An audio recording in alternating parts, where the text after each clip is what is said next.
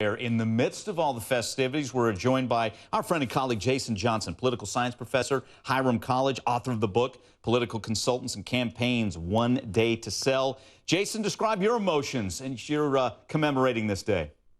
You know, they've gone up and down. I got to tell you, this is such a different experience than last Saturday. There's much more celebrities here. I met a lot more people here who have been in the original march than I met last Sunday. So it's more of a historical experience. It's more of a learning experience and more of a celebration than last Sunday, which had a bit more of a protest feel. So my emotions have gone up and down almost like the volume outside.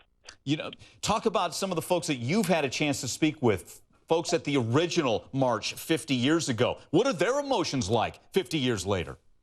You know, it varies. There's a wonderful woman who I met who survived breast cancer, and she talks about, going to this march was tougher on her than going through breast cancer surgery, and how the fear that people felt at the time. There was a gentleman who I spoke to who had been at the original march, and he was 17 years old, and he talked about the fact that he's like, it was an American apartheid. He's like, we thought we were going to die.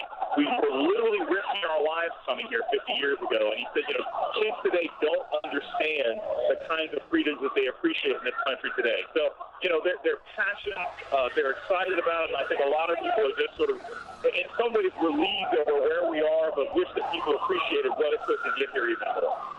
Hey, Jason, the question I think we all have today is, has the dream been realized? From the people you talk to, what is the answer to that question? Oh, it's a resounding no. It's not even close.